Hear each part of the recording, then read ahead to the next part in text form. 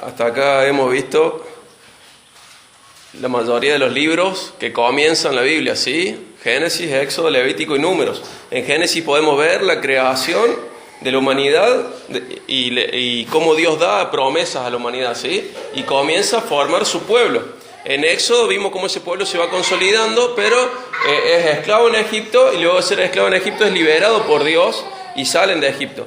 En Levítico vimos los términos, muchas gracias, los términos en los que un Dios santo se va a relacionar con su pueblo, ¿sí? Buscando la santidad de ese pueblo, y que ese pueblo, así como Dios es único, ese pueblo también debía ser único entre todos los pueblos de la tierra.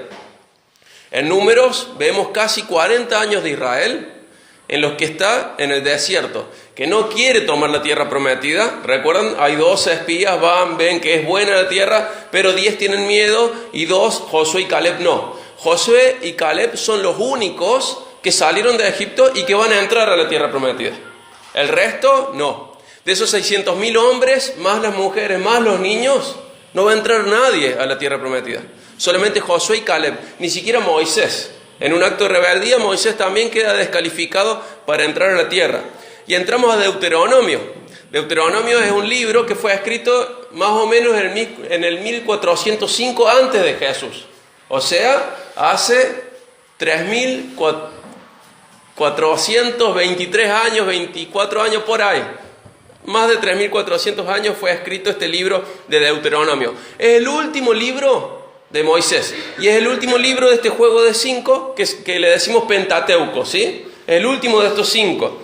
Ellos están a punto de conquistar Canaán. Están a punto de tomar la tierra prometida. Están a punto de dejar el desierto. Están ahí a punto de recibir la tierra que Dios les prometió. Deuteronomio es un discurso de Moisés. Es un gran discurso de Moisés, ¿sí? Lo que va a buscar Moisés es recordar, mejor dicho, el pacto entre Dios e Israel. Y es otra generación. No es la generación que salió de Egipto. Entonces Moisés tiene que recordarles que el pacto de Dios es con ese pueblo, no con una generación, sino también con esta segunda generación. Hay 3 divisiones más grandes en Moisés. En Deuteronomio. En una se revisa el pasado de Israel. En la siguiente se muestra que la ley se aplica también a la nueva generación.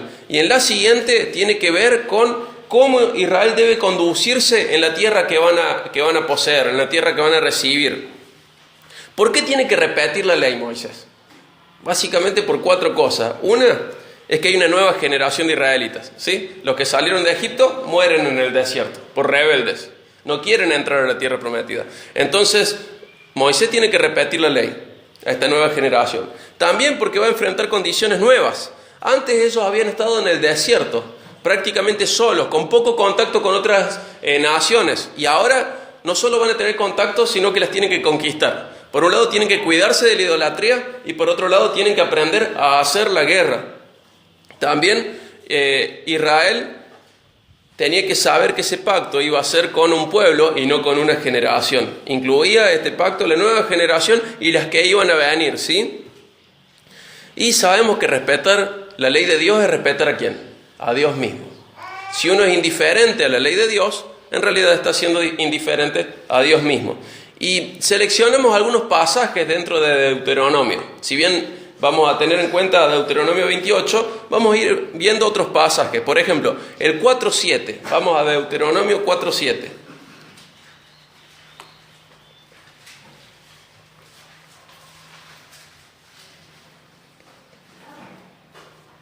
Dice así: pues, ¿qué gran nación tiene un Dios que esté tan cerca de ellos de la manera en que el Señor nuestro Dios está cerca de nosotros cada vez que lo invocamos? ¿Qué está diciendo esto? Que Dios es cercano, que Dios se relaciona con su pueblo, ¿sí? Que a pesar de la santidad de Dios, Dios busca relacionarse con su pueblo y que es accesible. Fíjense, dice, ¿qué otra nación tiene un Dios como el nuestro, que es cercano a nosotros, que cuando le invocamos, Él está? Fíjense, Deuteronomio 5, 29 y 32.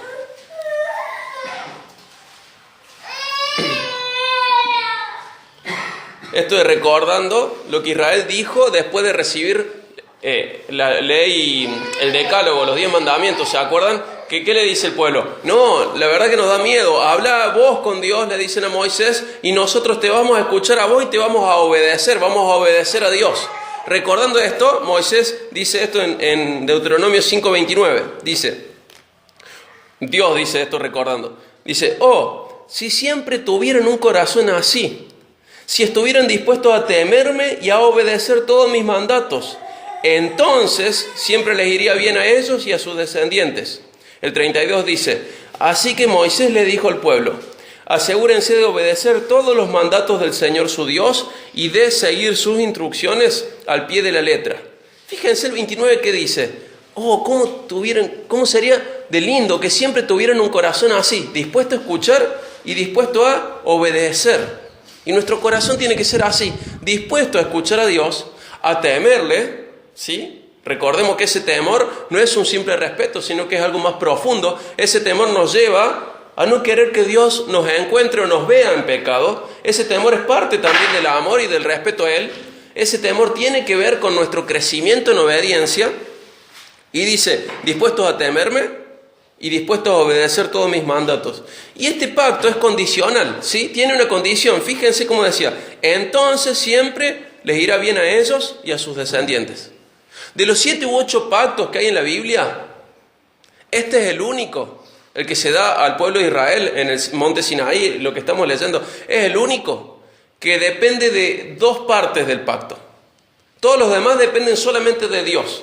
Este es el único que depende de Dios y del pueblo.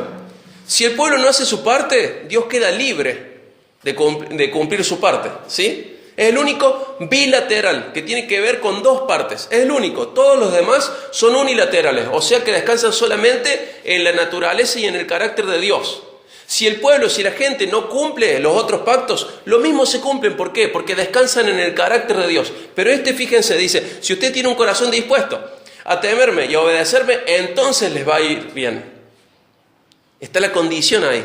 Si me temen y me obedecen, y de corazón, entonces les va a ir bien. Si no le temen y no le obedecen, ¿qué va a pasar? Les va a ir mal. Y todo este pacto, que ocupa gran parte de la Biblia, tiene que ver con esto, un condicionante. Si hace el pueblo de Dios lo que Dios exige, va a ir bien. Si no hace el pueblo de Dios lo que Dios exige, le va a ir mal. ¿Cómo les habrá ido? Ya vamos a ver.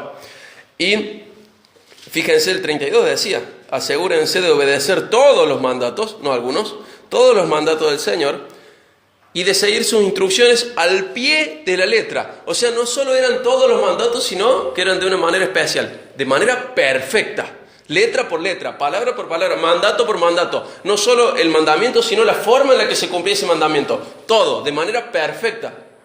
Si no, le va a ir mal. ¿Cómo le habrá ido a Israel? Bueno. Fíjense el 6. El 6 es uno de los pasajes, el capítulo 6, versículos 4 al 9. Forma parte de los pasajes que más atesora Israel hasta el día de hoy, porque comienza con un mensaje especial. 6, 4 al 9. Le dicen Shema, porque Shema significa oye, ¿sí?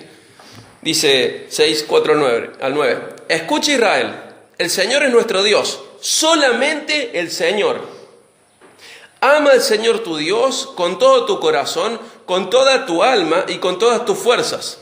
Debes comprometerte con todo tu ser a cumplir cada uno de esos mandatos que hoy te entrego. Repíteselos a tus hijos una y otra vez. Habla de ellos en tus conversaciones, cuando estés en tu casa y cuando vayas por el camino y cuando te acuestes y cuando te levantes. Átalos a tus manos y llévalos sobre la frente como un recordatorio. Escríbelos en los marcos de la entrada de tu casa y sobre las puertas de la ciudad. ¿Qué está diciendo este pasaje? Está diciendo que al pueblo se le exige ¿qué? Amor. Ese amor se va a traducir en obediencia. Si no amo a Dios, no lo quiero obedecer. Si no le obedezco es porque no le amo. Y fíjense que le dice, ama a Dios con todo tu ser, con todo lo que sos. O sea, con tus sentimientos, con tus pensamientos, con tus fuerzas, con tus recursos, con todo lo que vos sos. Le dice Dios a Israel, ama a Dios con todo lo que sos, ¿sí? No con una parte, ni siquiera de mala gana, porque yo puedo amar a Dios con todas mis fuerzas pero no amar a Dios con todo mi corazón. Y no tener en cuenta mis sentimientos y amarlo con servirle y entregarle, pero con mala gana. Y dice, no solo tu conducta tiene que ser buena, sino que también tiene que ser bueno tu corazón, tu actitud. Si lo haces de mala gana, está mal. Y si lo haces de todo tu corazón, con toda tu fuerza, con todo tu alma, con todo tu corazón, con toda tu mente, con todo lo que sos, está bien. Y dice que había que repetírselo, había que cumplir cada uno de estos mandamientos y repetírselos. Y tenerlo en cuenta en las conversaciones, repetirlo a los hijos. Tenerlo en cuenta cuando te levantás, cuando te acostás. Tenerlo en cuenta en toda la vida. Simbólicamente decía, atalos a tu mano, llévalos en la frente. Y es un simbolismo para decir, siempre tiene que estar cerca de tu pensamiento y de tu accionar la ley de Dios. En tu pensamiento y en tus acciones tiene que verse la ley de Dios. Pero, incluso dentro del pueblo de Israel, hay gente que lo ha llevado esto a un literalismo. Entonces pueden ver que alguno de los sacerdotes tiene una cajita acá, en donde guarda algunos pasajes de la Biblia, generalmente estos, ¿sí? Y andan con una vincha y una cajita. Y la Biblia nos enseña, por ejemplo en Colosenses, que estas cosas parece que te llevan a ser más espirituales, pero en realidad no. La parte espiritual viene cuando Dios cambia tu corazón y cuando vos te rendís a la voluntad de Dios, ¿sí? Entonces no vas a ser más espiritual por andar acá con todos los versículos en la mano y en la frente, sino que los versículos, que la ley de Dios esté en tu corazón, en tu mano, en tu accionar, en tu mente, en tus pensamientos. Eso es lo que tenemos que lograr. ¿Y cómo se va a lograr esto? Leyendo y leyendo y leyendo y leyendo y entendiendo y poniendo en práctica. Y acá el Señor les daba a los israelitas parte de la clave. Recordalo siempre, amalo con todo lo que sos y habla de Él en todo momento. Dios quiere que su pueblo tenga el corazón lleno de Él. Vamos a Deuteronomio 10:12.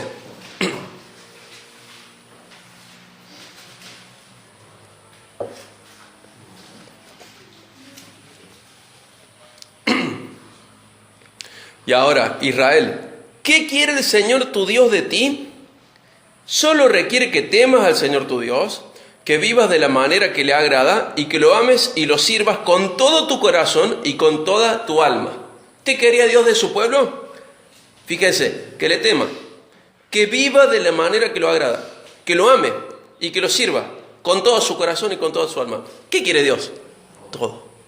Tanto en conducta como en actitud. Dios quiere todo de su pueblo. Vamos al 13, 6 al 11.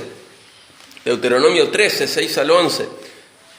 Para ver cuán alta es la seriedad con la que Dios pide santidad de su pueblo. Fíjense, 3, 6 al 11, qué pasaje quizás inesperado, ¿no? Supongamos que alguien trata de persuadirte en secreto.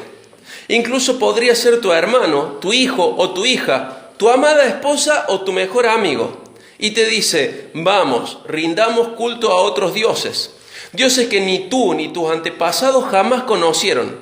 Incluso podrían sugerir que rindas culto a los dioses de los pueblos que viven cerca o de los que viven en los extremos de la tierra.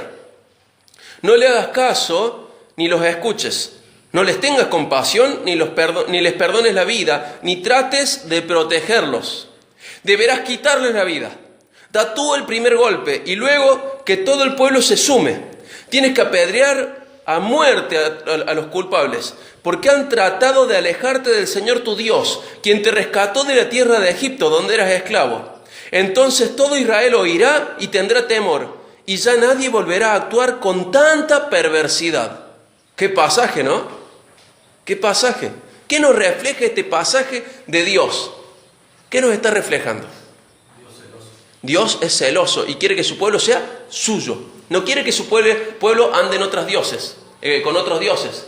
Parte de lo que le pasa a Israel tiene que ver con esto. Salomón, el tercer rey de Israel, que ya vamos a llegar a eso, por sus esposas, termina produciendo muchísimas cosas malas dentro del pueblo de Dios. Por ejemplo, había otros dioses que para ser alabados y adorados exigían que se quemaran los niños del pueblo de Dios.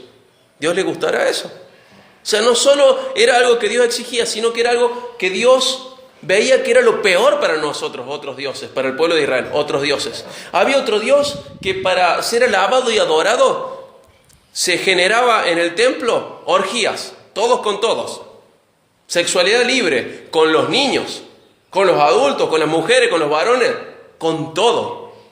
No era bueno, no es bueno bajo ningún punto de vista y no convenía bajo ningún punto de vista al pueblo de Dios. Entonces Dios no está diciendo, no, pasa que ellos son un poquito diferentes. No, los otros dioses producen muerte, producen muchísimas perversidades, cosas malas. Por eso cuando termina este pasaje dice, nadie volverá a actuar con tanta perversidad. No dice otra cosa. Dice que los otros dioses llevan a una conducta perversa, no a una conducta más o menos diferente, sino una conducta totalmente diferente, una conducta perversa.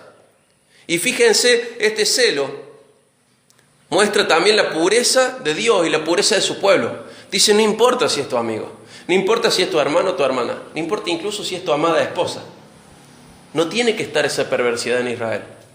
Y vos, tratando de proteger a esa persona, vas a producir muchísimo más daño en el pueblo de Dios.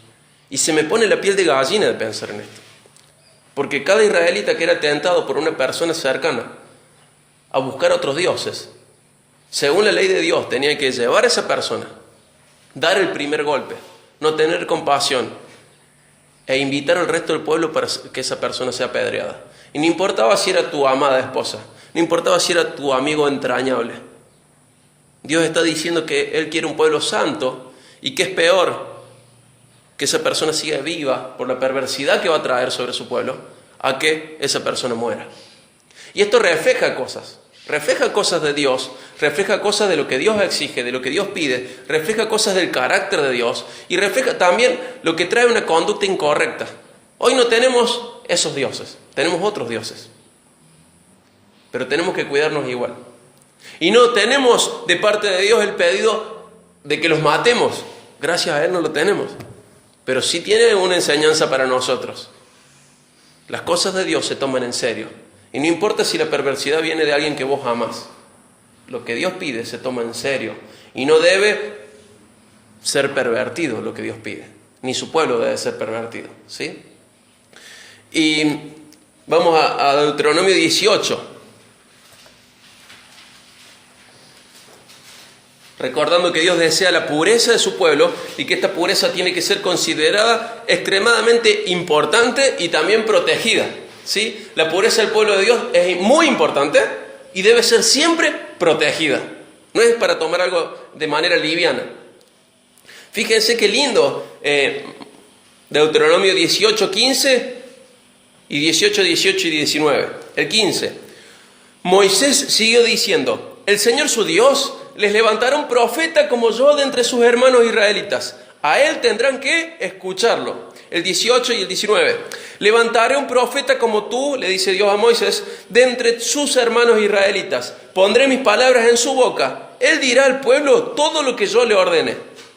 El 19. Yo mismo trataré con cualquiera que no preste atención a los mensajes que el profeta proclame en mi nombre.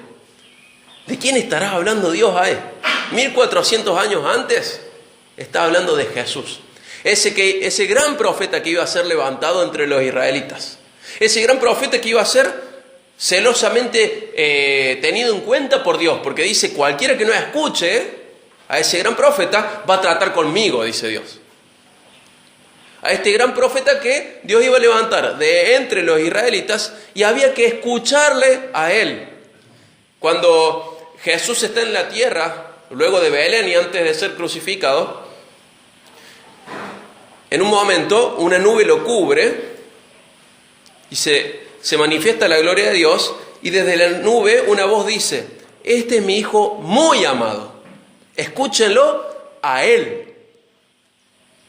Y lo vimos hace mucho esto cuando estudiamos Marcos, esto pasa en Marcos 9:7, mejor dicho está registrado en Marcos 9:7, y hay un momento en el que Jesús es cubierto por la gloria de Dios, por esa nube, y al lado de él aparecen dos personas. Uno es Moisés y otro es Elías, dos grandes profetas de Israel. Dos personas que vivieron en tiempos de grandes milagros y prodigios dentro del Antiguo Testamento, como no lo hubo en otro tiempo. Los grandes prodigios y milagros que hay en el Antiguo Testamento están Moisés, Josué, Elías y Eliseo. Y se levantan los dos primeros, Moisés y Elías. Y son testigos de la gloria de Cristo. Y una voz del cielo, Dios mismo, Dios Padre, dice: este es mi hijo. Este es el profeta israelita que iba a levantar entre ustedes. Escúchenlo a él. Y 1400 y algo de años después de esta profecía que Dios le da a Moisés, se cumple en Jesús esta profecía. Y fíjense cómo todo está siempre de una manera que luego entendemos, avisado por Dios.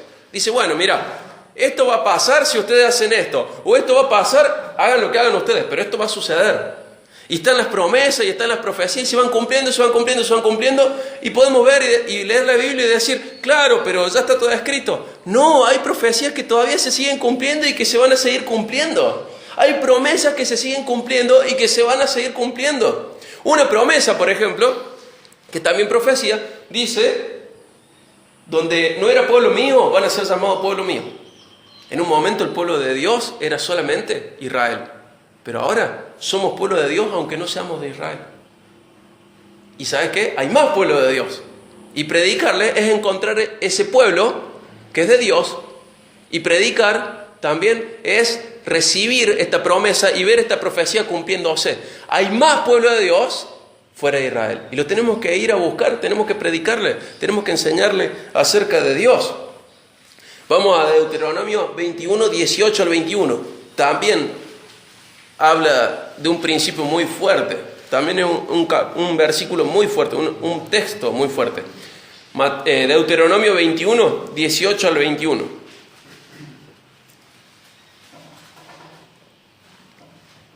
Dice así: supongamos que un hombre tiene un hijo terco y rebelde, que no quiere obedecer ni a su padre ni a su madre, a pesar de que ellos lo disciplinan. En un caso así, el padre y la madre tendrán que llevarlo ante los ancianos mientras estén juzgando en las puertas de la ciudad.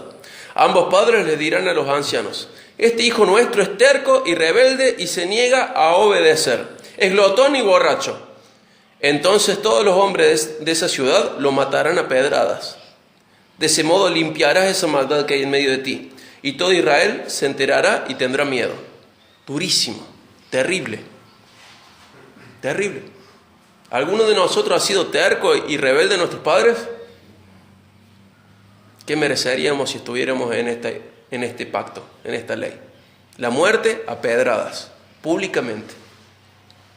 Terrible. Pero ¿qué nos está reflejando esto que yo les decía antes? Que la ley de Dios refleja el carácter de Dios y refleja en parte el nuestro. ¿Qué nos está reflejando de nosotros? Que la rebeldía es mala, que la rebeldía no es algo que Dios tolere ni que le guste, que la rebeldía se maldice y se castiga. Está reflejando nuestra inclinación a ser rebeldes. Y dice: es terco y no quiere obedecer a los padres. ¡Oh! ¿Quién no lo ha sido? De nosotros, ¿quién no lo ha sido? Y nos muestra acá un ejemplo de pena capital: merece la muerte.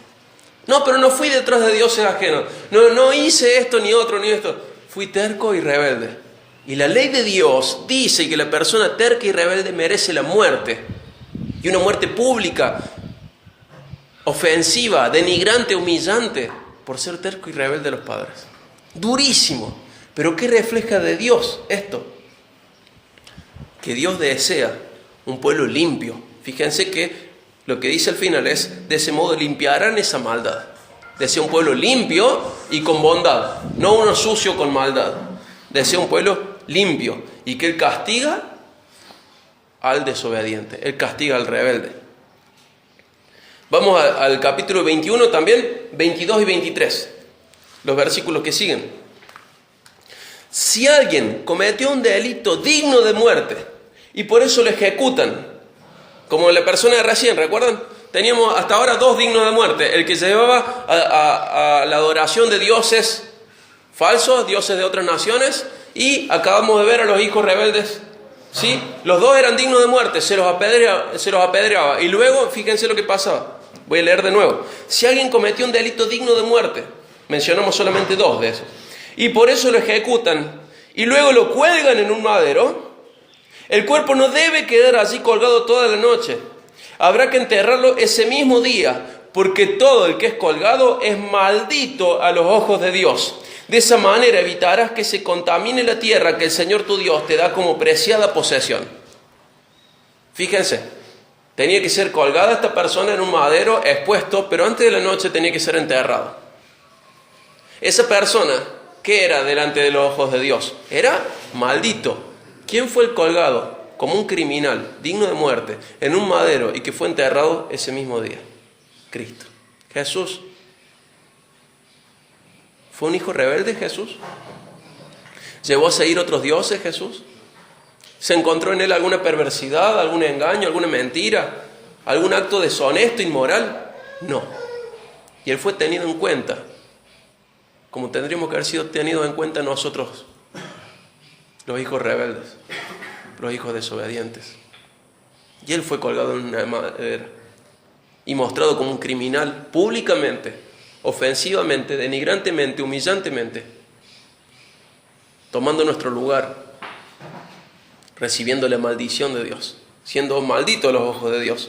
Fíjense Isaías 53, 5 al 6. Isaías 53, 5 al 6. Vemos que hay una maldición sobre aquel criminal que cuelga en un madero y Cristo iba a ser maldito injustamente. Isaías 53, 5 al 6.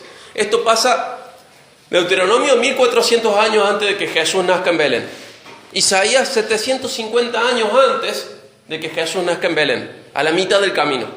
Antes de que Jesús apareciera, naciera y muriera como humano, tenemos Deuteronomio y a la mitad del camino tenemos a Isaías. Fíjense Isaías 53, 5 al 6. Pero Él fue traspasado por nuestras rebeliones y aplastado por nuestros pecados. Fue golpeado para que nosotros estuviéramos en paz. Fue azotado para que pudiéramos ser sanados. Todos nosotros nos hemos extraviado como ovejas. Hemos dejado los caminos de Dios para seguir los nuestros. Sin embargo, el Señor puso sobre Él los pecados de todos nosotros. Fíjense que 750 años antes del nacimiento de Jesús en Belén, Dios está diciendo lo que va a pasar. 1400 años antes está diciendo también lo que va a pasar. Fíjense cómo Dios nunca ha dejado huérfano y sin dirección a su pueblo. Siempre les ha dicho lo que va a pasar. Y nosotros podemos mirar atrás y leer esto y tener consuelo para nosotros y esperanza y entendimiento de lo que pasó y de la seriedad de lo que pasó, la importancia y la profundidad de lo que pasó. No fue algo así nomás. No fue que Dios estaba mirando el mundo y el mundo se le escapó de las manos. Esto formó parte desde el principio y desde antes de los tiempos, fue parte del plan de Dios para salvar a la humanidad, para salvar a sus hijos. Todo tiene que ver con todo. Nada de la Biblia está lejos de otra parte de la Biblia. Todo tiene que ver con todo. Nada está disociado. Todo tiene que ver con todo. Todo tiene que ver con todo. Y tenemos que darle gloria a Dios. Porque Jesús fue traspasado por nuestras rebeliones y aplastado por nuestros pecados. Y que el Señor puso sobre Él los pecados de todos nosotros. Y no los cargó encima nuestro. Si estamos en Jesús, Jesús carga con esta maldición y carga con este castigo. Si no estamos en Jesús, por más que Jesús lo haya cargado, se nos va a exigir a nosotros por nuestros pecados. Y recibir la maldición de Dios es cosa terrible y horrenda. Es horrible. Es la muerte eterna, para siempre. Donde no hay esperanza, donde no hay descanso, donde no hay alivio de nada. Es el peor estado que nos podemos imaginar, lejos de Dios. Pero gracias a Dios por la obra que Él hizo en Jesús, podemos ser puestos en la relación correcta con Él y ser beneficiados por esta obra que Dios hizo en Jesús y por el sacrificio que Jesús mismo hizo voluntariamente, su propia vida, a favor nuestro. Y volvemos a Deuteronomio, y vamos a Deuteronomio 28.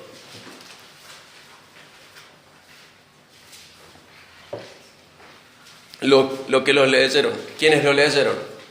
¿Encontraron algo así como generalidades? Sí, ¿no? Hay dos grandes divisiones. Una dice bendiciones para la obediencia. Y para la desobediencia, ¿qué hay? Maldición. Y no vamos a leer todo, vamos a leer partes. Pero fíjense que está el condicionante siempre. Por ejemplo, 28.1. Si obedeces al Señor tu Dios en todo y cumples cuidadosamente sus mandatos que te entrego hoy. O sea, ¿cuál era la condición de la bendición? Obedecer en todo y cumplir cuidadosamente, no así nomás, sus mandatos. Y habla de bendiciones, todas bendiciones en la casa, en los campos, en la familia, bendiciones. Fíjense el 9 de nuevo. Si obedeces los mandatos del Señor tu Dios y andas en sus caminos,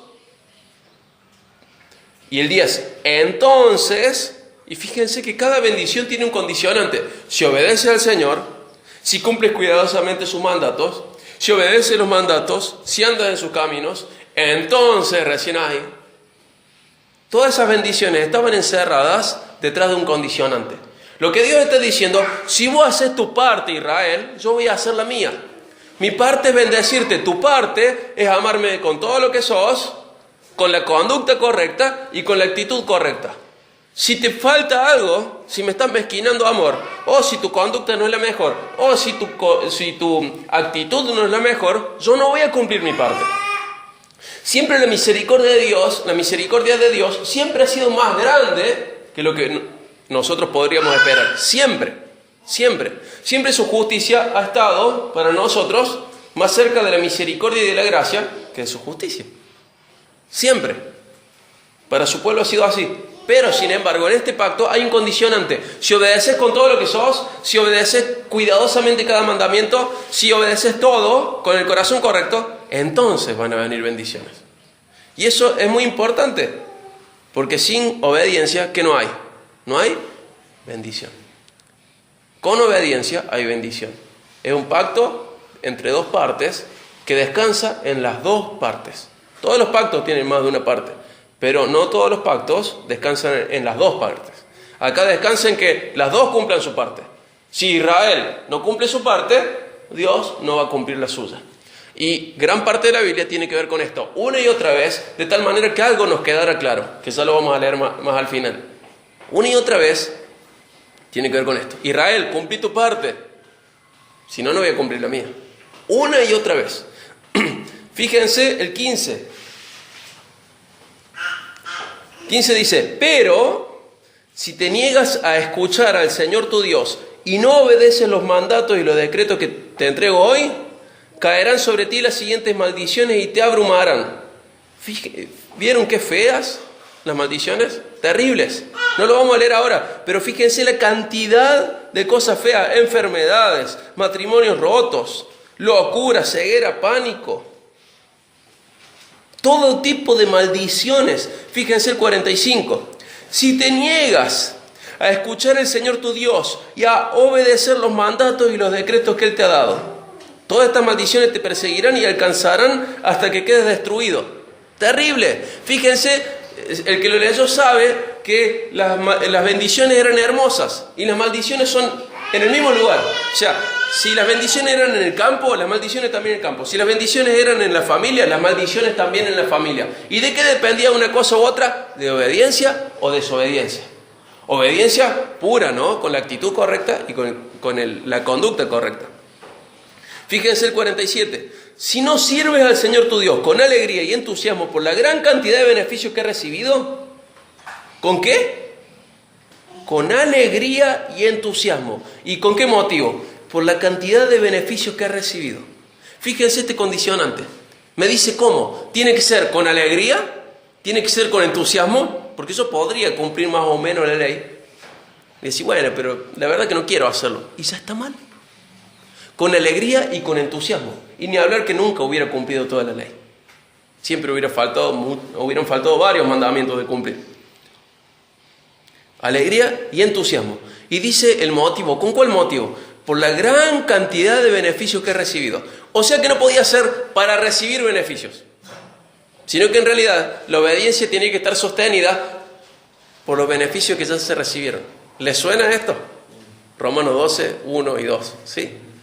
Fíjense que el corazón siempre está buscando comprar algo. El corazón está buscando ganarse el favor de Dios. Pero acá está diciendo, no, por el favor de Dios que ya te fue dado, vos tenés que obedecer. Queremos poner la obediencia como una moneda en la máquina de esa expendedora de algo y decir, bueno, yo pongo mi obediencia, entonces Dios tiene que darme algo a cambio. No, Dios ya te ha dado, por lo tanto vos tendrías que ofrecer tu obediencia porque Él lo merece, porque es Dios y por lo que ha hecho por vos, por dignidad, por quién es Él y por lo que ya ha hecho. Es terrible esto, con alegría y entusiasmo. O sea que si yo no lo hago con alegría y entusiasmo, ¿qué me pasa? Maldición. Si no lo hago con alegría y entusiasmo, si no lo hago con la motivación correcta por la gran cantidad de beneficios que he recibido, maldición. Fíjense el 58. Si te niegas a obedecer todas las palabras de instrucción que están escritas en este libro y no temes al nombre glorioso e imponente del Señor tu Dios, y sigue ahí, hablando de maldiciones. Pero ¿cuál era la condición? Negarme a obedecer todas las palabras. Todas, todas. Y no temer a Dios. El 63. Fíjense que no hay neutralidad. El 63 lo deja bien claro. Así como el Señor se deleitaba en prosperarte y en multiplicarte, ahora el Señor se deleitará en destruirte. No, pero Señor, yo quiero que vos, mira, no me destruyas, pero tampoco me pidas todas esas cosas. No, no hay neutralidad. Si sos parte del pueblo de Dios, Dios exigía ciertas cosas del pueblo. Y si no, te destruyo. No hay neutralidad, no hay un tercer lugar dentro del pueblo de Dios con respecto a la relación con Dios. O sos de un lado o sos del otro, o sos frío o sos caliente. Tibio no me gusta. Tibio no va. ¿Sí? O sos caliente o sos frío. O te bendigo o te maldigo. O sos obediente o sos desobediente. No hay neutralidad de parte de Dios. Aunque nosotros queramos zafar a través de la neutralidad, y la neutralidad es una especie de rebeldía y también de mediocridad, el Señor dice, no hay neutralidad. Yo disfruto de bendecirte. Pero también puedo disfrutar, en realidad no es disfrutar, sí, puedo disfrutar de destruirte. Porque cuando te bendice, hay alabanza a Dios por sus bondades. Y cuando te maldice, Dios es digno de ser alabado por su justicia, porque te maldijo según los términos de la ley, y te dijo, si vos no cumplís vas a recibir maldición. Y Dios es justo, no cumpliste, Dios te maldice. ¿Sí? Y dice, voy a disfrutar de bendecirte, pero ojo, también puedo disfrutar de destruirte, porque es un Dios justo, no solo bondadoso. Entonces vemos que no hay neutralidad. Y esta segunda generación de israelitas, recordemos que era la segunda generación, la que estaba por entrar, estaba a punto de entrar a Canaán, ya la veían. Moisés mismo se paró en el monte y lo vio. Qué loco estar tan cerca y casi, y el casi no sirve de nada. Pero esta segunda generación de israelitas, ¿habrá podido cumplir la ley? No.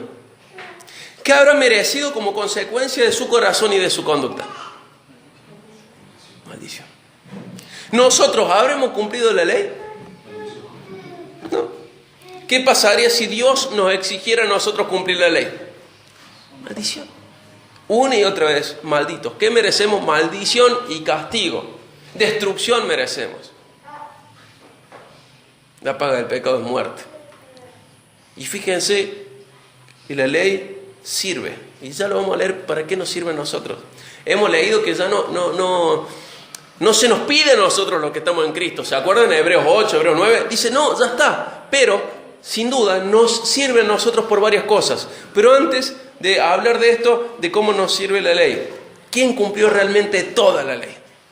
Jesús. Solamente Jesús cumplió toda la ley. Él vino, dice Mateo, Él no vino a abolirla. Y claro, su llegada tenía que ver con cumplir la ley. En el lenguaje original habla de completar la ley, de cumplirla, de satisfacerla. ¿Sí? Y Él cumple toda la ley, toda la ley israelita, Él la cumple, toda la ley del pacto del Sinaí, de esta ley que da Moisés, que da Dios a través de Moisés. Jesús la cumple toda. Pero también había leyes escritas en el corazón de todos los hombres, que era, por ejemplo, ver la naturaleza y darle gracias y gloria a Dios. Y Jesús lo cumple. No romper nunca lo que la conciencia te dice que no tenés que hacer y hacer siempre lo que la conciencia te dice que sí tenés que hacer. Jesús cumple con todo tipo de exigencias para el humano. Es así como cumplió con la parte natural del humano, ver la naturaleza, escuchar la conciencia. agradando a Dios, cumple con el código de conducta más alto que Dios ha dado alguna vez a la humanidad, el código que se le da a los israelitas. Jesús no solo es el israelita perfecto y cumple, sino que es el humano perfecto. Cumple en todo lo que podría agradar a Dios, Él lo cumple en todo. Pero ¿dónde cayó la maldición? En Jesús. Él cumpliendo todo fue quien cargó la maldición y el castigo. Él cumpliendo todo fue quien cargó la maldición y el castigo, aplastado por el peso de nuestros pecados. Él cumple. ¿Y qué tiene que ver con nosotros esto? De que sea por la conciencia, sea por lo que Dios exige que hagamos cuando vemos la naturaleza, o sea frente al código moral más alto que Dios le ha dado alguna vez a la humanidad, que es el que le dio a los israelitas en el monte Sinaí. Nosotros merecemos castigo, muerte, destrucción, condenación, maldición. Y Cristo cargó con todo lo nuestro. Frente al ojo de Dios fue como ese hijo rebelde. Frente al ojo de Dios fue como ese hermano, ese amigo que te llevaba a ir tras otros dioses que traían perversidad al pueblo. Frente a los ojos de Dios fue culpable de cada uno de los pecados de la humanidad. Frente a los ojos de Dios fue como si hubiera hecho pecado. Fue hecho pecado. Y podemos pensar en mentiras o en pecados que consideramos inferiores, pero frente a los ojos de Dios, Jesús cargó con cada violación que ha habido en la tierra. Jesús cargó con cada asesinato que ha habido en la tierra. Jesús cargó con cada tortura que ha habido en la tierra. Jesús cargó con cada uno de los crímenes que hemos hecho contra la naturaleza, contra los demás, contra Dios. Jesús cargó con cada ofensa contra lo establecido por Dios. Desde la más mínima a la más grave. Jesús cargó con las atrocidades de cada genocidio. Jesús cargó con todo el pecado del mundo. Jesús cargó con todo el pecado del mundo. No todo el mundo se va a ver beneficiado por esto, pero Jesús cargó con todo el pecado del mundo, con cada uno de los pecados, con todo. Cuando vemos los documentales de historia y vemos las atrocidades del humano, tenemos que saber que Jesús cargó con esos pecados y fue castigado por Dios como si Él hubiera hecho esas cosas, como si Él hubiera estado en tu lugar, en mi lugar, en el de Hitler, en el de Alejandro el Magno, en el de cualquier gran autoridad militar, asesina y genocida, de cualquier pecado, en el lugar de cualquier depravado, en el lugar de cualquier perverso. Jesús cargó con cada uno de los pecados que la humanidad había hecho, que estaba haciendo y que la humanidad va a hacer. Y Jesús fue tratado por Dios como si fuera el protagonista de cada uno de esos pecados. Esto es muy profundo y esto es muy importante que lo entendamos. Porque verlo a Jesús así nos ayuda a entender lo que valió esa cruz. Y saber que no es un adorno, saber que no es una historia para Pascua, saber que nuestra vida, cada día, nuestro todo depende de esa cruz. Porque sin esa cruz, cada uno de nosotros es tan culpable como el peor de los asesinos frente a Dios. Cada uno de nosotros es tan culpable como el peor de los perversos y depravados frente a Dios. Sin esa cruz, es tan culpable el que rompe un poquito la ley como el que la rompe toda la ley. Sin esa cruz, no tenemos escapatoria frente a la maldición de Dios. Vamos a Romanos 3.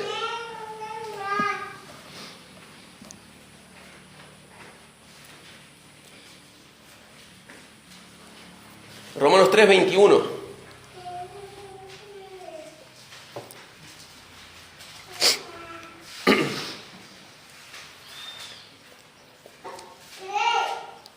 Dice, vamos a leer hasta el 29. Pero ahora, tal como se prometió tiempo atrás en los escritos de Moisés y de los profetas, lo que estamos viendo. Romanos es escrito unos años después de la muerte de Jesús, ¿sí?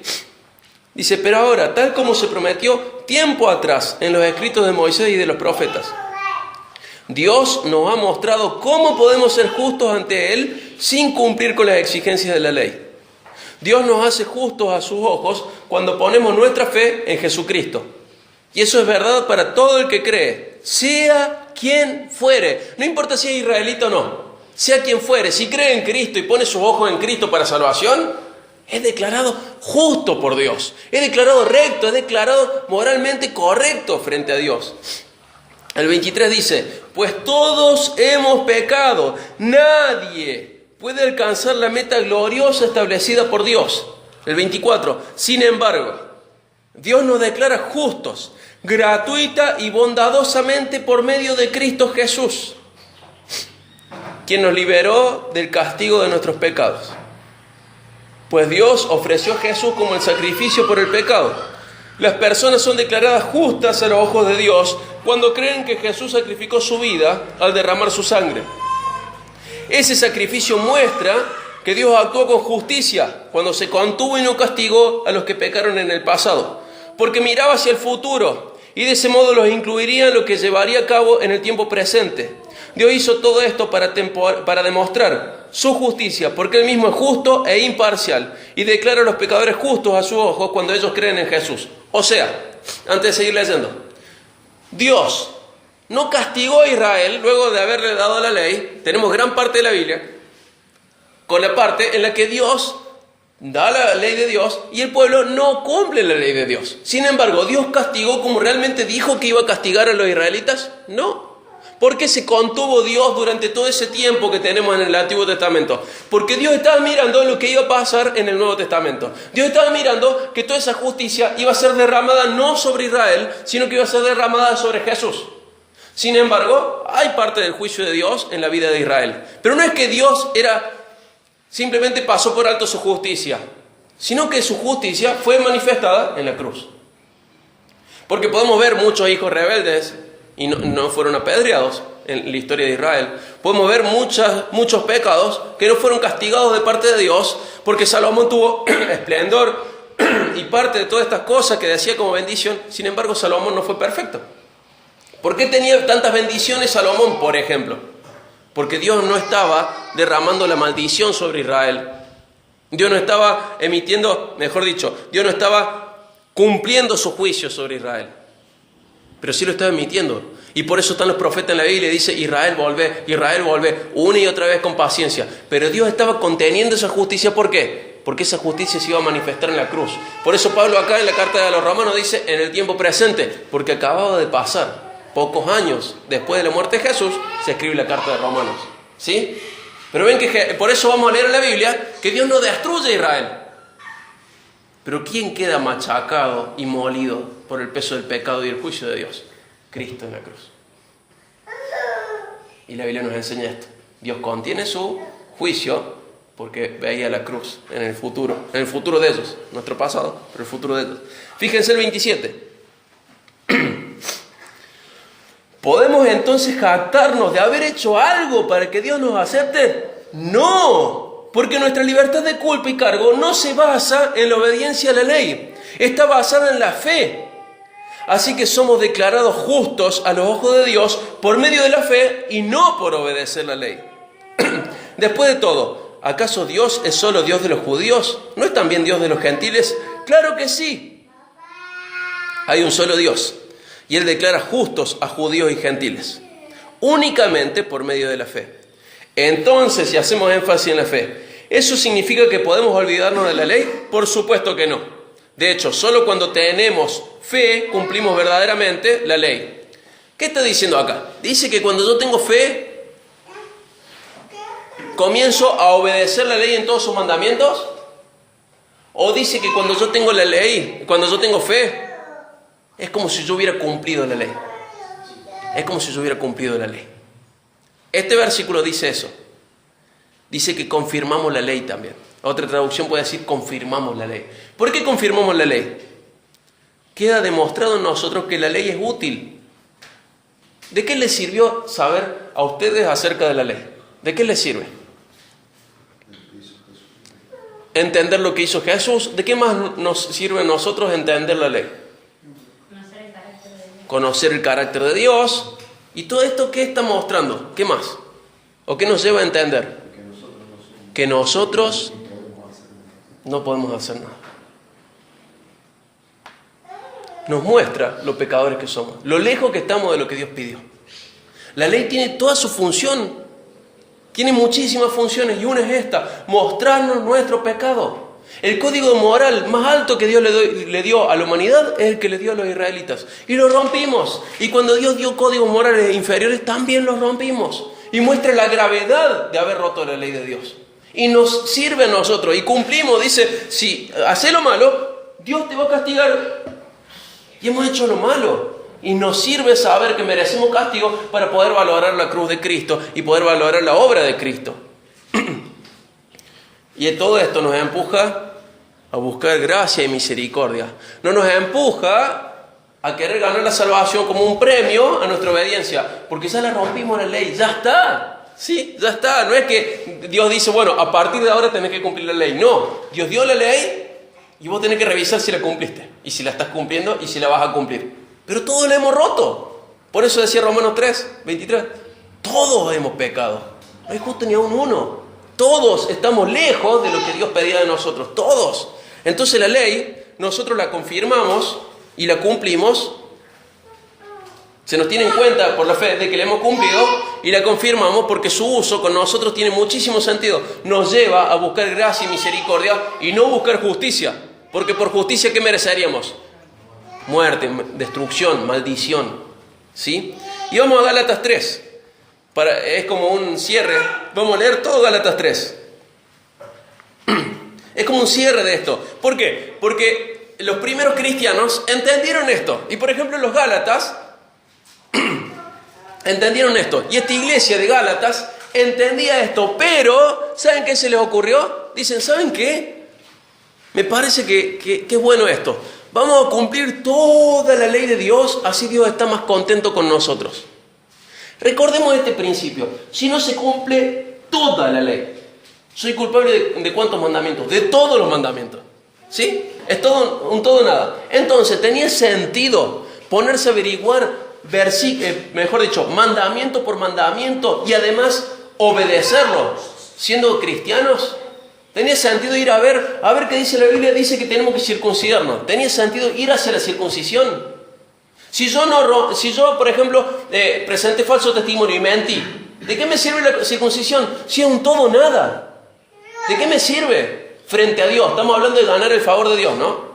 El favor de Dios solamente lo pudo ganar Jesús y nadie más que Él. Este es mi Hijo amado en quien tengo complacencia. Este es mi Hijo amado quien me agrada. El favor de Dios solamente lo pudo ganar Jesús. Ninguno de nosotros puede ganar el favor de Dios. Y los Gálatas querían ganar el favor de Dios a través de cumplir la ley de Moisés. No significa que no podamos agradar cada día más y más a Dios. No significa eso, ¿sí? Podemos seguir agradándole. Pero ganar su favor es algo que hizo Jesús. Fíjense, Gálatas 3:1. Dice, hay Gálatas tontos. ¿Esperaban ver esa palabra en la Biblia? Me miraron así. En otra parte dice, mejor dicho, en otras traducciones puede decir insensatos, puede decir hasta estúpidos o idiotas. El apóstol Pablo está enojado. Y los Gálatas habían sido esto, habían sido tontos, queriendo ganar el favor de Dios. Dice, no, Gálatas tontos, ¿quién los ha hechizado? Pues el significado de la muerte de Jesucristo se les explicó con tanta claridad como si lo hubieran visto morir en la cruz. Déjenme hacerles una pregunta. ¿Recibieron el Espíritu Santo por obedecer la ley de Moisés? Claro que no. Recibieron el Espíritu Santo porque creyeron el mensaje que escucharon acerca de Cristo. ¿Será posible que sean tan tontos? Después de haber comenzado su nueva vida en el Espíritu, ¿por qué ahora tratan de ser perfectos mediante sus propios esfuerzos? ¿Acaso han pasado por tantas experiencias en vano? No puede ser que no les hayan servido de nada. ¿Cuál es la experiencia? Entender la ley, entender que no la pueden cumplir. Entender que es un todo o nada, la cumplo todo o no cumplo nada. O cumplo cada mandamiento o soy culpable de todos los mandamientos. Aunque me falte uno, soy culpable de todos. Pero yo mentí. Es igual si sos mentiroso, si sos infiel a tu esposo o esposa. Es igual todo eso frente a Dios. Si vos faltas en uno, faltas en todo en este sistema de ley, en este pacto. Y los Gálatas dicen, bueno, no podés buscar el favor de Dios. El único que lo buscó y lo consiguió y lo encontró y nos lo regala y lo imputa es Cristo. Y es por fe y por gracia. ¿Se dan cuenta de esto? Porque es importante para no caer en una y otra vez, esto que le pasó a los Gálatas, una y otra vez aparece en la iglesia. Una y otra vez. Hace 2000 años que la iglesia cae una y otra vez en ver, a ver qué podemos hacer por los israelitas. Entonces ve iglesias que caen con el cuerno, así el shofar para sonar, dicen vamos a invocar a Dios. Y traen el cuerno de carnero que usaban los israelitas. ¿De qué sirve eso? O empiezan a buscar ropas o palabras israelitas. No, una y otra vez es bueno entender todo eso, pero como lo estamos entendiendo. No es bueno ir a averiguar, nos tendremos que circuncidar, tenemos que guardar solo el sábado y no el domingo, esto, el otro. No, una y otra vez la iglesia toda, ¿no? La iglesia pasa una y otra vez con este tropiezo. Es como si no leyeran Gálatas o no leyeran Hebreos, de tal manera que lo entiendan, ¿no? Una y otra vez la iglesia mira a Israel diciendo, seamos como ellos. ¿La Biblia te está diciendo que tenés que ser como Israel? ¿O te está diciendo que no tenés que ser como Israel? Te está diciendo que no tenés que ser como Israel. Una y otra vez. Fíjense cómo sigue. El 5. Vuelvo a preguntarles.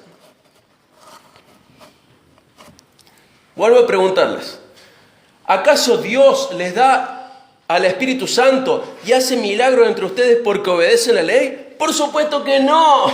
Es porque creen el mensaje que oyeron acerca de Cristo. Del mismo modo, Abraham le creyó a Dios y Dios lo consideró justo debido a su fe.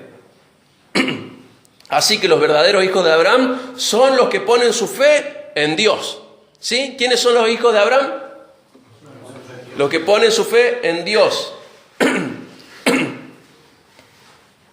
Dice el 8. Es más, las Escrituras previeron este tiempo en el que Dios declararía justos a los gentiles por causa de su fe. ¿Quiénes son los gentiles? Nosotros, los que no somos judíos. Dios anunció esa buena noticia a Abraham hace tiempo, cuando le dijo, todas las naciones serán bendecidas por medio de ti. Y acá Pablo va a explicar algo, que ese pacto, el pacto con Abraham, está antes que la ley de Moisés. Y el pacto con Abraham es unilateral. El pacto de la ley de Moisés, el pacto del Sinaí, es bilateral. Si uno es unilateral y descansa en Dios, y el otro es bilateral y descansa en Dios y en el pueblo, y el pueblo no cumple su parte, ¿cuál de los dos se va a romper? ¿Cuál de los dos se va a anular? El bilateral se va a anular y queda anulado. Jesús no viene a abolir la ley, pero sí se va aboliendo la ley con su sangre. Es lo que explica la carta a los hebreos, ¿sí? Jesús viene a cumplir la ley porque se exigía de él que se cumpla, pero cuando se va, él se va aboliendo la ley, porque su sangre confirma el nuevo pacto y la falta de cumplimiento de una de las partes corta con el pacto de Moisés. Corta. ¿Quién no cumplió? Los humanos no cumplieron. Dios cumplió, pero los humanos no. Pero acá empieza a explicar que la promesa a Abraham, el pacto con Abraham es anterior y es, por lo tanto, al ser unilateral, depende solo de Dios y ese sí está vigente. Fíjense, el 9. Así que todos los que ponen su fe en Cristo participan de la misma bendición que recibió a Abraham por causa de su fe. Participamos de la misma bendición que recibió a Abraham. Vamos a ser un pueblo grande, vamos a ser pueblo de Dios y Dios va a ser nuestro Dios. ¿Y qué más? Y van a ser benditas otras familias en la tierra. Eso cae sobre nosotros, esa bendición. En vez de caer esa maldición, la maldición del pacto de Sinaí, cae sobre nosotros la bendición a Abraham. El 10. Sin embargo, los que dependen de la ley para hacerse justos ante Dios están bajo la maldición de Dios. Porque las Escrituras dicen, maldito es todo el que no cumple ni obedece cada uno de los mandatos que están escritos en el libro de la ley de Dios. ¿Por qué es maldito? Porque no lo cumplen todos, ¿sí? No podemos depender de ese sistema. El 11. Queda claro entonces que nadie puede hacerse justo ante Dios por tratar de cumplir la ley. ¿Alguien puede hacerse justo? Nadie. Ya que las Escrituras dicen, es por medio de la fe que el justo tiene vida. El camino de la fe es muy diferente al camino de la ley, que dice, es mediante la obediencia a la ley que una persona tiene vida. O sea, uno dice que por la fe hay vida, pero el otro dice que mediante la obediencia hay vida. ¿Pero hay obediencia? No, hay desobediencia. Por lo tanto, hay muerte. Fíjense el 15. Amados hermanos, el siguiente es un ejemplo de la vida diaria. Así como nadie puede anular ni modificar un acuerdo irrevocable, tampoco en este caso. Dios ha dado las promesas a Abraham y a su hijo. Eso es irrevocable porque descansa en Dios. Y noten que la Escritura no dice a sus hijos, como si significara muchos descendientes. Más bien dice a su hijo. Y eso sin duda se refiere a Cristo. Él es el que ganó todas las promesas. Y como estamos en Él, nos hace coherederos, nos hace herederos de esas promesas con Él. Él las ganó. 17. Lo que trato de decir es lo siguiente. El acuerdo que Dios hizo con Abraham no podía anularse 430 años más tarde, cuando llega la ley, cuando Dios le dio la ley a Moisés, porque Dios estaría rompiendo su promesa. Pues si fuera posible recibir la herencia por cumplir la ley, entonces esa herencia ya no sería el resultado de aceptar la promesa de Dios. Pero Dios, por su gracia, se la concedió a Abraham mediante una promesa. El 19. Entonces, ¿para qué se entregó la ley? Fue añadida a la promesa para mostrarle a la gente sus pecados. ¿Para qué fue añadida a la ley? Para mostrarnos nuestros pecados. Pero la intención era que la ley durara solo hasta la llegada del Hijo prometido. ¿Sí? Por medio de ángeles Dios entregó su ley a Moisés, quien hizo de mediador entre Dios y el pueblo. El 20. Ahora bien, un mediador es de ayuda si dos o más partes tienen que llegar a un acuerdo. Pero Dios, quien es uno solo, no usó ningún mediador cuando le dio la promesa a Abraham. ¿Por qué? ¿Se dieron cuenta? Porque dice que hace falta un mediador cuando hay un acuerdo entre dos partes. ¿Por qué no hizo falta un mediador acá entre Dios y Abraham? Porque era una sola parte beneficiando, o sea, una sola parte que involucraba a dos. O sea, Abraham no tuvo un acuerdo con Dios. Dios le dijo, yo te voy a bendecir, porque quiero bendecirte. ¿Sí? No hace falta un mediador. ¿Por qué? Porque no hay un acuerdo. Abraham no tuvo que hacer nada, ni comprar nada, ni pagar nada, ni obedecer nada. Abraham solamente tuvo que creer por fe. ¿Sí? Por eso no hay otro mediador. Dice el 21. ¿Hay algún conflicto entonces entre la ley de Dios y las promesas de Dios? De ninguna manera. Si la ley pudiera darnos vida nueva, nosotros podríamos hacernos justos ante Dios por obedecerla. O sea, si la ley nos pudiera dar vida, ¿cómo nos podríamos hacer justos? ¿Cómo podríamos ir al cielo? Obedeciendo la ley. ¿Pero pudimos obedecer la ley? No. Entonces la ley que nos da a nosotros, muerte. El 22. Pero las Escrituras declaran que todos somos prisioneros del pecado. Así que recibimos la promesa de libertad que Dios hizo únicamente por creer en Jesucristo. El 23. Antes de que se nos abriera el camino de la fe en Cristo, estábamos vigilados por la ley. Nos mantuvo en custodia protectora, por así decirlo, hasta que fuera revelado el camino de la fe. 24. Dicho de otra manera, la ley fue nuestra tutora hasta que vino Cristo. Nos protegió hasta que nos declarara justos ante Dios por medio de la fe. Hasta que se nos declarara justos ante Dios por medio de la fe. 25. Y ahora que ha llegado el camino de la fe, ya no necesitamos que la ley sea nuestra tutora. Pues todos ustedes son hijos de Dios por la fe en Cristo Jesús. 27. Y todos los que fueron unidos a Cristo en el bautismo se han puesto a Cristo como si se pusieran una ropa nueva. ¿Se acuerdan de esto? Estamos revestidos de Cristo. Entonces, cuando Dios nos ve, ve la rectitud, la justicia, el cumplimiento de la ley por parte de Jesús. Si estamos en Cristo. Cuando Dios nos ve, ve a Cristo. Si estamos en Cristo, cuando Dios ve la cruz, nos ve a nosotros pagando por nuestros pecados. El 28. Ya no hay judío ni gentil, esclavo ni libre, hombre ni mujer, porque todos ustedes son uno en Cristo Jesús. Y ahora que pertenecen a Cristo, son verdaderos hijos de Abraham. Son sus herederos. Y la promesa de Dios a Abraham les pertenece a ustedes. Y la promesa de Dios a Abraham era, te voy a bendecir. Van a ser benditas otras naciones a través tuyo. Vas a ser pueblo mío y yo voy a ser tu Dios. Y eso es nuestro. Lo hemos heredado y no se ha heredado a través de la ley. ¿Nos sirve la ley? Sí, porque nos muestra que somos pecadores, que no podemos apelar a nuestra justicia frente a Dios, sino que necesitamos que Dios haga algo. Necesitamos misericordia, necesitamos gracia. ¿Nos sirve la ley? Sí, porque muestra el carácter de Dios y la seriedad de Dios con respecto a su santidad, a esa pureza moral que siempre hace y busca lo correcto.